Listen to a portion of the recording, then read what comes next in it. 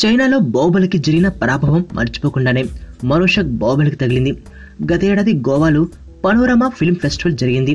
ప్రపంచంలోని సినిమాను తీసేవారందరూ అత్యంత ప్రతిష్టాత్మకంగా భావించే ఆస్కార్ అవార్డులు ఉత్తమ విదేశీ చిత్రం కేటగిరీకి భారత్ తరపున బాహుబలి నామినేట్ అవుతుందని అందరూ ఆశిస్తూ ఉంటే ఆ సినిమాను పక్కన పెట్టి గుణశేఖర్ రుద్రమదేవికి ఈ ప్యానెల్లో స్థానం రావడం అందరినీ ఆశ్చర్యపరుస్తూ ఉంటే రాజమౌళికి షాకింగ్ న్యూస్ గా మారిందని టాక్ వినిపిస్తుంది.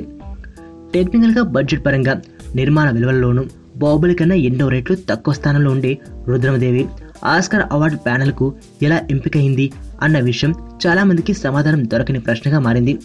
నేషనల్ అవార్డుకు సంబంధించిన జాతీయ ఉత్తమ చిత్రంగా ఎంపికైన బాహుబలి సినిమా ఆస్కార్ అవార్డుకు పంపించడానికి అర్హత లేకుండా పోయిందా అన్న కామెంట్స్ వినిపిస్తున్నాయి.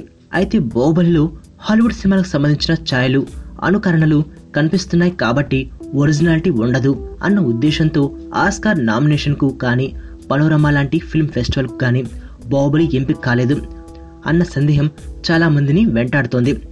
చైనాలో 100 కోట్ల కలెక్షన్ టార్గెట్ గా గత నెల విడుదలైన బాహుబలి కనీసం 10 కోట్లు కూడా కలెక్ట్ చేయలేని నేపథ్యంలో బాహుబలికి ఇది మరొక కొత్త అవమానం అనుకోవాలి.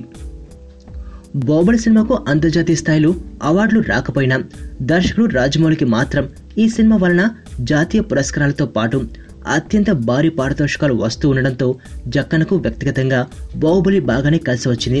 ఈ సినిమాలో నటించిన ప్రభాస్ కు ఇప్పటివరకు ఏ అవార్డు రాకపోయినా రాజమౌళికి మాత్రం బాహుబలి అన్ని విధాలుగా గుర్తింపు తెచ్చిపెట్టింది. భారీ బడ్జెట్ తో రుద్రమదేవి సినిమాను తీసి విడుదల కోసమే కష్టపడి ఏదో విధంగా గట్టెక్కిన గుణశేఖర్ కు తన సినిమా ఆస్కార్ అవార్డు ప్యానెల్ కు ఎంపిక కావడం మానసికంగా ఎంతో ధైర్యాన్ని ఇస్తుంది అనడంలో ఎటువంటి సందేహం లేదు.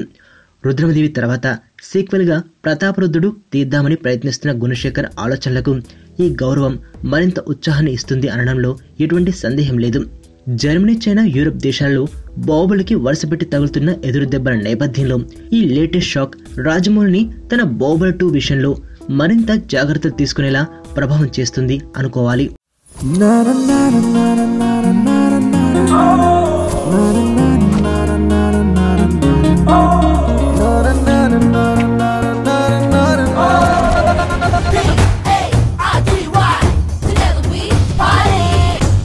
పాప బాబా రామ్దేవ్ బ్యాచ్ అన్నమాట.